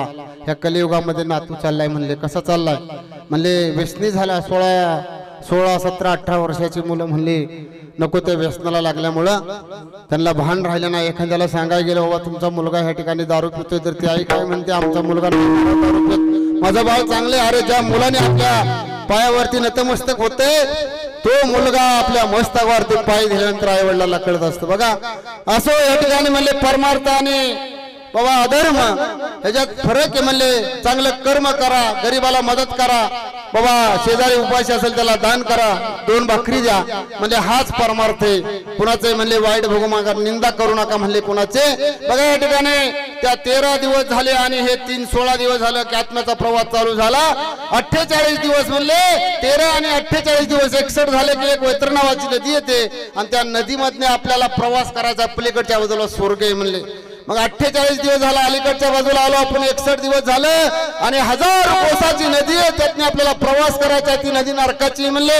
त्यात म्हणले मोठमोठे सर्प आहेत, विंचू आहेत, खान आहे म्हणले. जशी गटरगंगा वाहते अशी नदी वाहत असते म्हणले. त्या ठिकाणी ही सगळी नदी कायची म्हणले नरकाची. ती पाणी नाही मग त्या नदीत प्रवास 39 दिवस करायचा आहे आणि मग स्वर्ग आहे म्हणले. हे 13 आणि 48 दिवस 61 दिवस झाले की अलीकडच्या तीराला 1000 कोसाची नदी वंडून जाण्यासाठी 39 दिवस लागतात. म्हणजे असे 100 दिवस झाले की पलीकडे आपण स्वर्गात जाऊ. पण म्हणजे हा 39 दिवसाचा प्रवास आहे ना म्हणले. त्या ठिकाणी एक कामधेनू नावाची गाय, तुम्ही तुमच्या आई वडिलांची सेवा केली असेल म्हणले तर त्या ठिकाणी कामधेनूची गाय तुम्हाला न्यायला येणार आहे नक्कीच. आज या ठिकाणी वर्षश्राद्ध आपण त्याचं संपन्न करतोय. त्या मुलांच्या हातून हे पुण्य होतंय म्हणजे त्या ठिकाणी नक्कीच आज त्यांना भगवंताच्या चरणाजवळ स्थान मिळणार आणि ह्यांचाही प्रवास सुखाचा होणार आहे. बघा आणि मग त्या ठिकाणी म्हणले 100 दिवस झाले की पहिले एक श्राद्ध येतं त्याला भरती श्राद्ध म्हणतात. 100 दिवस झाल्याशिवाय श्राद्ध करता येत नाही. आणि मग त्या ठिकाणी पलीकडे गेलं की त्या कामधेनू आपल्याला नेती त्या नदीतून आणि 100 दिवस झालं की 265 दिवस केस चालते. मग त्या ठिकाणी यमाचे 2 संघटक आहेत चित्रगुप्त. मग ते चित्रीकरण करून ठेवतात तुमचं. आपण म्हणतोय बाबा आपल्याला कोणी पाहिलं नाही, चोरी केली, लवाडी केली, वाईट गोष्ट केली, आपण म्हणतो कोणी पाहिलं म्हणले हे पंचतत्वात म्हणजे पृथ्वीचा मालक भगवान शंकर आहे, आकाशाची देवता म्हणले विष्णू आहे आणि म्हणले जलाची देवता गणपत आहे आणि सूर्य आणि चंद्र असे 5 तत्व म्हणले तुम्हाला पाहतात. मग तुम्ही या पृथ्वीवर काय हान करता? ही पृथ्वी पाहते, हा शंकर भगवान तुम्हाला पाहतो, सूर्य पाहतोय, चंद्र पाहतोय, आकाशात विष्णू पाहतोय. आणि तिथे गेल्यानंतर तुम्ही म्हणला मी नाही कुणाची चोरी केली, त्यावेळेस मग त्या ठिकाणी सूर्य सांगतो खोटं बोलू नकोस, दिवस होता तू लोकांचं घराचं कुलूप तोडलं आणि त्या तिजोरीमधून पैसे घेऊन गेलास. तुम्ही म्हणला मला कोणी पाहिलं नाही पण सूर्य पाहत असतो. मग त्या ठिकाणी म्हणले तुम्ही जर त्या ठिकाणी वाईट कर्म केला असेल तर त्या ठिकाणी म्हणले 265 दिवस केस चालती आणि हे 100 दिवस 365 दिवस झाले हे साक्षीदार असतात. चांगलं कर्म केलं असेल, त्यांच्या आयुष्यामध्ये त्यांनी काही पुण्य केलं असेल आणि थोडंफार पुण्य कमी पडलं तर आज ह्या कीर्तन रूपी सेवेने प्रवचन असेल, कीर्तन असेल, त्या ठिकाणी ह्या सेवेचं पुण्य गेलेल्या आपल्या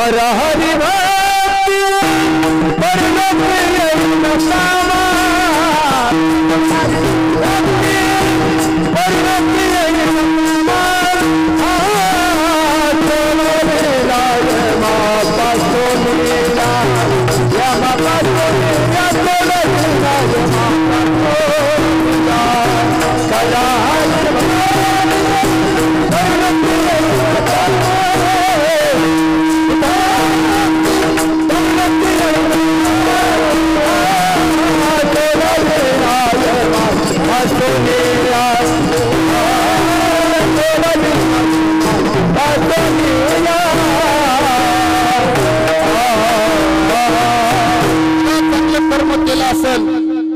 तर चांगलं स्थान प्राप्त होते। आज गेलेल्या आत्म्याची या ठिकाणी आपल्यातून गेलेले तुकाराम मामांना आज त्या ठिकाणी सद्गती प्राप्त होणार आहे। बघा 265 दिवस केस चालते आणि 100 दिवसाचे 365 झाल्याच्या नंतर म्हणजे त्या ठिकाणी शरीर फक्त बदलायचे। जसं आपण कपडे बदलतो म्हणले तसं म्हणले हे निर्जीव झालेलं शरीर बदललं की आत्मा दुसऱ्या युनिट गेला म्हणले तो अमर आहे, त्याला मरण नाही कुठंच, आत्म्याला मरण नाही म्हणले। त्या म्हणले त्या आत्म्याला काहीच होत नाही म्हणले। नंदन छंदती शेषरा निम्नयन धरती पाहो काम, या ठिकाणी त्याला शास्त्र पाणी वारा काही होत नाही म्हणले। या ठिकाणी आज त्यांच्या हातून चांगलं कर्म झालेलं असेल, हा 16 सगळा त्यांना दाखवला जातो आणि हा 16 पाहिल्यानंतर त्यांना एवढा आनंद होतो।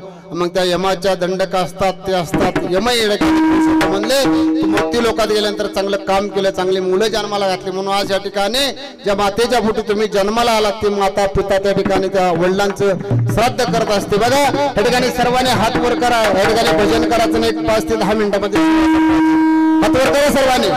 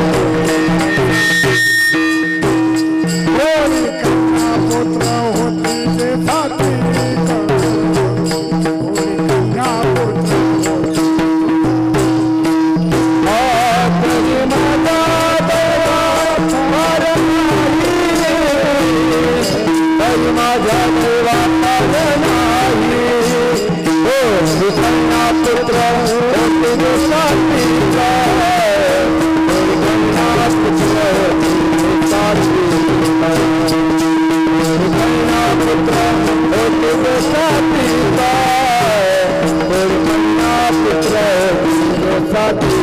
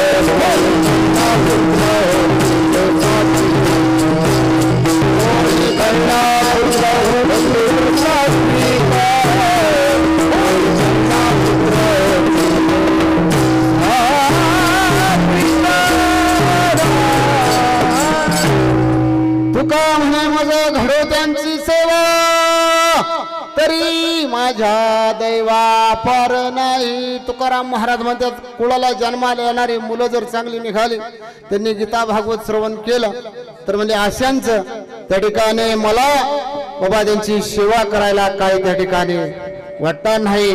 बघा ज्यावेळी जगाचा मालक निवृत्ती असेल नामदेव सोपान मुक्ताबाई ज्यावेळेस संन्यासानंतर मुलं झाली आणि त्या ठिकाणी ज्ञानोबरायांना बाबा निवृत्ती दादा असेल सोपान असेल विठ्ठलपंतांना ध्यान प्रायचिताची शिक्षा भोगायला सांगितली बापाला. बाप काय असतो बघा न्याय मागण्यासाठी पैठणला गेला. पैठणच्या पंडितांनी सांगितलं देहांत प्रायचिताची शिक्षा. मान खाली घातली हातात कागद घेतला मजलदार मजल करत इंद्रायणीच्या तीरावरती आली. ज्या इंद्रायणीच्या तीरावरती आपली झोपडी होती त्या झोपडीमध्ये विठ्ठलपंत आले. चारही मुलं झोपलेली आहेत. रुक्मिणी वाट पाहते बघा आपल्या मालकाची वाट पाहते आणि पावलांचा आवाज आला. रात्रीच्या 12 वाजता रुक्मिणी जागी झाली आणि दरवाजा उघडला. बघा दरवाजा उघडल्यानंतर आतमध्ये विठ्ठलपंत आले. बसायला स्थान टाकलं आणि ताट करून एक तांब्या भरून दिला. म्हणले रुक्मिणी माझा आता पोट भरले. बघा बाप कसा असतो म्हणले बाप कष्टाचा काबाडी घुस मळ्यात तोडतोय. भाकर पोरांना ठेवून कांड उतास चाटतोय. आली जत्रा गावाची बाप जत्रेत फिरायचा उधार पादार कपडे पोरांना आणायचा. बघा बाप असा असतो अरे अख्खं गठोळ बांधून आणणार आणि आपल्या आईच्या समोर ठेवल्याच्या नंतर मुलींना कपडे आणेल मुलांना कपडे आणेल म्हणले सुनाला कपडे आणेल नातवांना कपडे आणेल आणि गठुडं सोडल्यानंतर त्याच्या मापाची त्या ठिकाणी त्याची कपडे नसतात त्यावेळी त्याची आई विचारते अरे सर्वांच्यासाठी कपडे आणले आणि तू फटक्या कपड्याने. तो काय म्हणतो बाप आई सगळ्यांचे कपडे मिळले पण माझ्या मापाचेच कपडे नव्हते आणि 2 थेंब अश्रूचे त्या कपड्यावरती पडल्या. आई म्हणते बाप कष्टाचा काबाडी हुस मळ्यात तोडतोया. बघा भाकर पोरांना ठेवू नये कांड उसाच चाटतोया. आली जत्रा गावाची बाप जत्रेत फिरायचा उधार पधार कपडे पोरांना. बघा जत्रा आली बाप आपला उपाशी राहणार पण आपल्या मुलाबाळाच्या संगोपनासाठी त्याच्या उंबरटा झिजावणारा बाप निघून गेल्यानंतर बापाची किंमत कळते. विठ्ठलपंत तिथून आल्याच्या नंतर रात्रीची वेळ आणि ते आल्याच्या नंतर रुक्मिणीने तांब भरून दिल्यानंतर म्हणले रुक्मिणी माझं आता जेवण झाले माझं पोट भरले मला जेवायला नको. म्हणले काय नाही दिला आपल्या मुलांच्यासाठी. खिशातला कागद काढला रुक्मिणीच्या हातात दिला. कागद वाचला पत्र वाचलं. संन्यासानंतर मुलं झाल्यानंतर ध्यान प्रायचिताची शिक्षा. बघा पत्र वाचल्यानंतर दोघा नवरा बायकोमध्ये भांडणं चालली. रुक्मिणी म्हणती बाळांना जन्म मी दिलाय. विठ्ठलपंत म्हणतात संन्यासानंतर मुलं तुला माझ्यामुळे झाली मी एकटा ध्यान प्रायचिताची शिक्षा भोगणार नाही. म्हणते जन्म देणारे आहे म्हणले मी जन्माले आहे मी त्या ठिकाणी ह्या शिक्षेचे पात्र होणार. आणि मग त्या ठिकाणी रात्रीची वेळ 2, 2:30, 3 वाजता निर्णय ठरला. दोघांनी देहांत प्रायचित्ताची शिक्षा भोगायची. आई वडील मुलांचं बाबा मुंजी होण्यासाठी विठ्ठलपंत आणि रुक्मिणीने देहांत प्रायचित्ताची शिक्षा भोगण्याची तयारी झाली. म्हणजे सकाळी उठायचं उद्या घोडदौड करायचं परत आपण मुलांना ह्या ठिकाणी दिसणार नाही. मुलांचं छत्र जाणारे आई वडील जात असताना बघा त्या ठिकाणी म्हणले रुक्मिणी म्हणते उद्या पोळ्याचा स्वयंपाक करू, सर्व मुलांना जेवायला घालू आणि संध्याकाळी 12 वाजल्या की देहांत प्रायश्चित्ताची शिक्षा भोगण्यासाठी जाऊ. म्हणले आपला लांबचा प्रवास आहे. दिवस उगवला, दारामध्ये सडा रांगोळी झाली. ज्ञानदेव दादा उठलाय, निवृत्ती दादा उठलाय, छोटीशी रुक्मिणी उठली. झाडलोट करतात मुलं, झाडामधला पालापाचोळा काढतात, कुणी रांगोळी काढतंय. इतका आनंद. म्हणले काय आज एवढा आनंद झाला. आई म्हणली बाळाओ आज पुरणपोळी करायची आपल्याला, तुम्हाला गोड गोड जेवण घालायचं. इतका आनंद झाला मुलांना. आणि बघता बघता संध्याकाळ झाली. 6 वाजल्या, रात्रीच्या 7 वाजता आईने एका लाईन मध्ये मुलं जेवण्यासाठी बसवले. पहिला घास घेतला, निवृत्ती दादाच्या मुखामध्ये घालावा. मुखामध्ये घातल्यानंतर हे निवृत्ती दादा, अरे तू सर्वात मोठा आहे आमच्या पाठीमागे, या भावंडांना तू त्यांचा बाप आहेस, बापाचं अंतकरण देच. पुढं ज्ञानारायांच्या तोंडामध्ये हात घालताना रुक्मिणीचं अंतकरण भरून यायचं. बघा आईचं अंतकरण ज्यावेळेस शेवट सोडून जायचे मुलांना, जी जन्मदाते माय असते तिला आठवण येते. आणि हात तोंडात घातल्याच्या नंतर हा योगी आहे, अरे म्हणले माझ्या अभागीच्या पोटी जन्माला आला आणि मी सोडून चालले. आईला दुःख होतंय, तोंडामध्ये पदर धरावा, हुंका आलेला दाटून धरावा. आईची सोपानाच्या तोंडामध्ये घास घालावा. माझा सोपान भोळसारे, सोपान शांत आहे. सोपाना रुक्मिणीवरती लक्ष दे, सोपाना मुक्तावरती लक्ष दे, धाकटी बहीण आहे. मुक्तीकडे हात गेल्यानंतर अंतकरण भरून रडावं असं वाटतं. अरे 7-8 वर्षाची माझी चिमुरडी कोण विणी घालणार, उद्या आम्ही सोडून जाणार. कोण यांच्यावरती लक्ष देणार, कोण माझ्या बाळांच्यावरती लक्ष देणार, कोण यांना आंघोळ घालणार, कोण यांचे कपडे धुणार. आईचं अंतकरण असं आतमध्ये मुंगायला लागलं. आणि आईचं अंतकरणामुळे आईचे डोळे पाणवायला लागले. पण रडायचं कसं मुलांच्या समोर. रात्रीची वेळ झाली, जेवण झाल्याच्या नंतर 10 वाजल्या, 11 वाजल्या, जाण्याची वेळ झाली. विठ्ठलपंताने एक पत्र लिहिलं, अरे तुमच्या मुंजी होण्यासाठी संन्यासानंतर आम्हाला मुलं झाली. आणि एक पत्र लिहिलं आणि ज्या ठिकाणी समय जळत होती त्या समय खाली एक पत्र ठेवलं निवृत्ती दादाच्या उशाला, आम्ही आता देहांत प्रायश्चित्ताची शिक्षा भोगण्यासाठी जाणार आहे का तुमच्या मुंजी व्हावात, अरण्यामध्ये तुम्हाला फिरता येवो, नदीवरती पाणी, इंद्रायणीच्या ढोळावरती जाता येवो, विहिरीवरती पाणी भरता येवो. इतका त्याग केला आणि त्यागाने पत्र लिहिलं. आणि पत्र लिहून दिल्यानंतर रात्रीच्या 12 वाजल्या आणि विठ्ठलपंतांनी आपला अखेरचा निरोप, अंत्ययात्रा आता सुरू होणार. आपल्या पत्नीला म्हणलं आता निघायला पाहिजे, आपली वेळ झाली. रात्रीच्या 12 वाजल्यानंतर निघायची वेळ झाल्यानंतर बघा पायात पाय घालून झोपलेली मुलं. म्हणले एखादं घरट जसं उडून जावं, पंख फुटली की म्हणले पक्षी उडून जातात, पाखरं उडून जातात, घरट मोकळं राहतं. पण म्हणले आज उलट झाले. म्हणले आज म्हणले घरटच सोडून चालले पिलांना. आई वडील सोडून चालल्यानंतर इतकं दुःख होतं रुक्मिणीला. रुक्मिणीने जवळ जावं, मोठा मुका घ्यावा. अरे निवृत्ती दादाचा मुका घ्यावा, ज्ञानदेवाचा मुका घ्यावा, सोपान काकाचा मुक्तीच्या तोंडावरनं हात फिरावा. पायात पाय घालून झोपलेली चिमुरडी त्यांच्या अंगावरती फटकी घोदडी घालावी. बघा आज त्या ज्ञानेश्वर माऊलींच्या समाधी सोहळ्यासाठी तुम्ही गेलात, त्या ठिकाणी लाखोने आज त्या ठिकाणी आपल्याला दर्शनासाठी 10-10 तास 12-12 तास थांबावं लागतं. ज्या ज्ञान राजांना ह्या धर्म मार्तांडाने त्रास दिला, निवृत्ती दादा असेल, सोपान असेल, मुक्ताबाई असेल, बघा. आणि ते माता पिता संध्याकाळी 12 वाजल्या, 1 वाजल्या विठ्ठलपंत दरवाजाच्या बाहेर झाले. रुक्मिणी मागे बघायची, पुढे चालायची. विठ्ठलपंत म्हणायचे आईचं अंतकरण आहे, तुला येता येणार नाही रुक्मिणी, तुझं काळीज उघडणार नाही म्हणले मुलांच्या पासून. तरी आईने उदरांतर करून 2 पावलं जावं, मागं बघावं.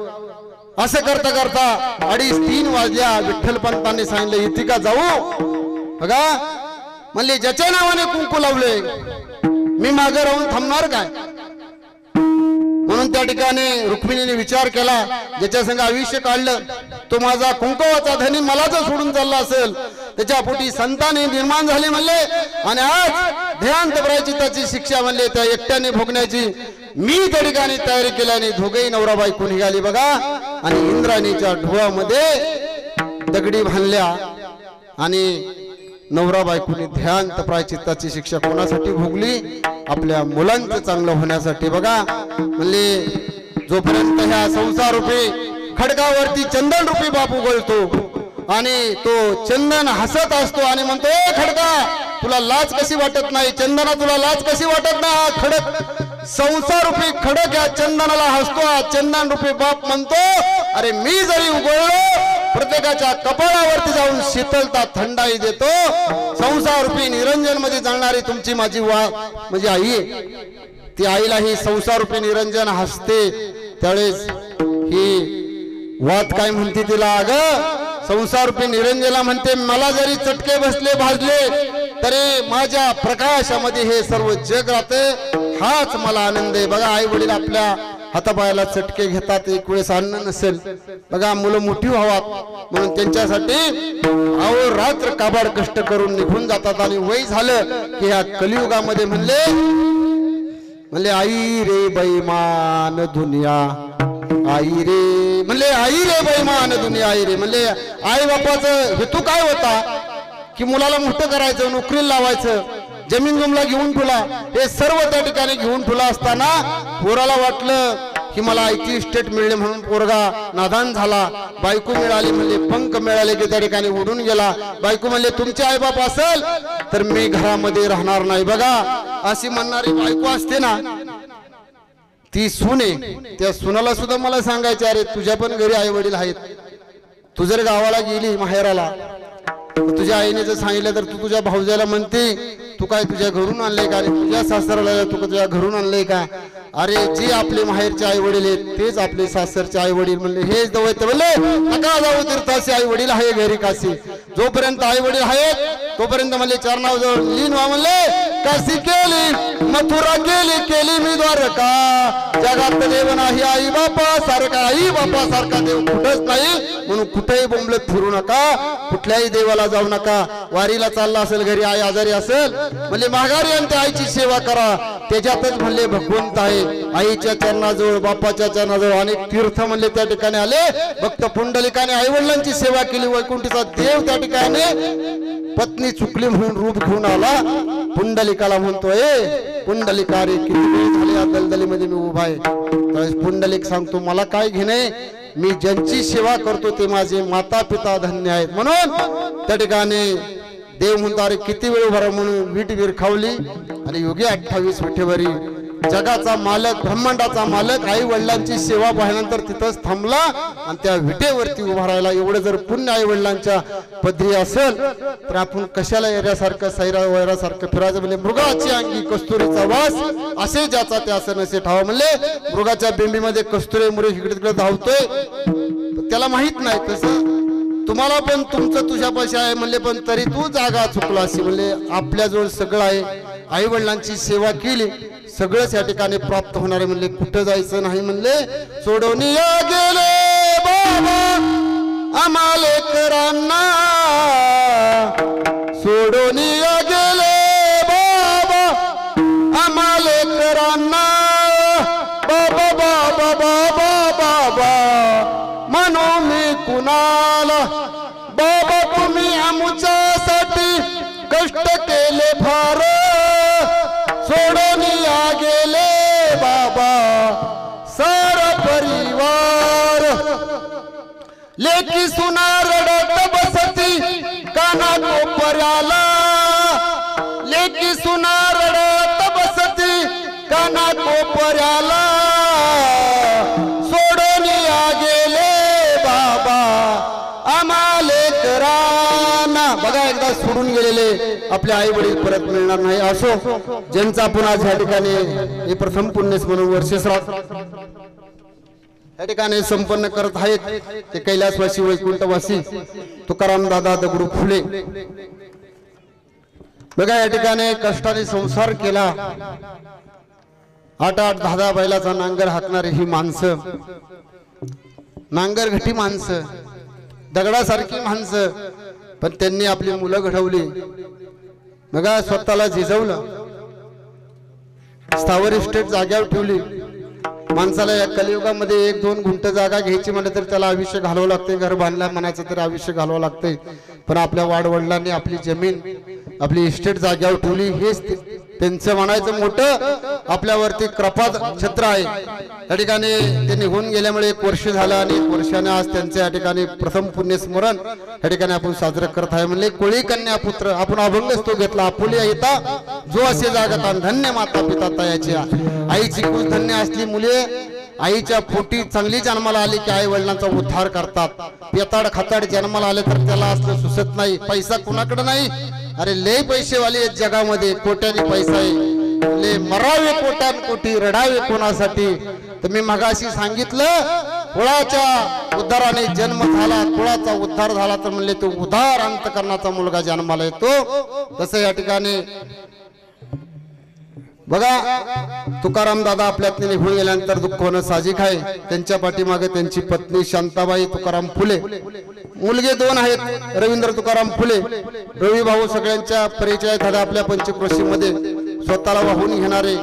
बाबा आपला संसार कसाही असो, गावची यात्रा असो, शिंगणापूरची कावड असो, नुसता फोन केला की बाबा धावणारा असा मुलगा आईच्या पोटी जन्माला आला। त्यानंतर दुसरा मुलगा विठ्ठल तुकाराम फुले, मुलगी कौशल्या सुरेश चौरे, बहीण त्यांची अनुसयाबाई केरबा वचकल, पारुबाई वचकल आणि नातू एक अभिजित रवींद्र फुले आणि अभिषेक विठ्ठल फुले, नाती सौ धनश्री मनीषा वडणे आणि कुमारी अंकिता विठ्ठल फुले। हा फुले परिवार मोठा आहे। मी मगाशी सांगितलं बाबा महात्मा ज्योतिराव फुल्यांचा वसा चालवणारी सावित्रीबाईंनी म्हणले पहिली शाळा सावित्रीबाईंनी काढल्या, पहिल्या मुख्याध्यापिका सावित्रीबाई फुले झाल्या। म्हणले त्यांनी आज ह्या ठिकाणी आंबेडकरांनी ज्याची घटना लिहून ठेवली, अरे म्हणले आंबेडकरांचे गुरु होते महात्मा फुले। बघा आंबेडकर सारख्या माणसाने दिव्य पुढे अभ्यास केला आणि त्या ठिकाणी घटना लिहून ठेवले म्हणून आज देश चाललाय, नाहीतर आज देशाची काय तरा झाली असती। म्हणले उद्धवा अजब तुझे सरकार, लहरी राजा प्रजा आंधळी अधांतरी दरबार। असो त्या ठिकाणी ज्यांचाच पुण्यस्मरण आहे, त्या पुण्यस्मरणाच्या निमित्तानं सर्व पाहुणे मंडळी नातेवाईक या ठिकाणी उपस्थित झाल्याबद्दल मी तुम्हा सर्वांचं या परिवाराच्या वतीनं या ठिकाणी आभार व्यक्त करतो। ह्या कार्यक्रमासाठी आमचे गुरुवारी हरिभक्त पारायण भोसले महाराज उपस्थित राहिले, पंचक्रोशीचे भूषण नाना महाराज, आपले धिवारदाते आहेत, आपले आप्पा आहेत देवीदास आप्पा, सर्वच या ठिकाणी आपल्या या परिसरातून या ठिकाणी मेहमाने गुरुजी आल्यात। या ठिकाणी राजू फुले असतील, रवी फुलेंचे बंधू। बघा ह्या कुळात जन्माल्यानंतर राजू फुलेंची चांगली कंपनी आहे, सर आहेत आपले चंद्रकांत फुले, म्हणजे ह्या घराण्यामध्ये सगळी विद्वान मंडळी जन्माला आल्या।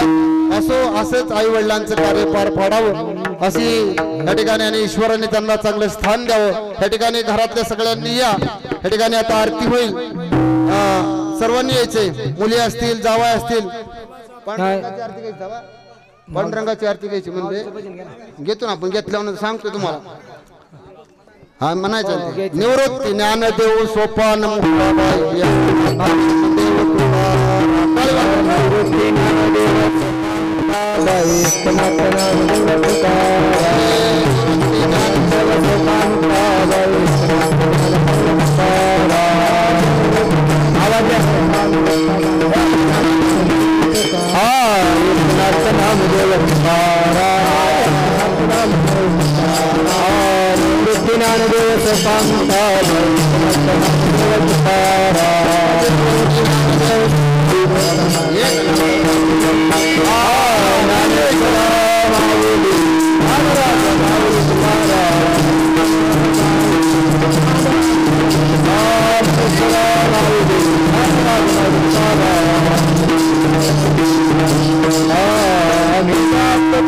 प्रताप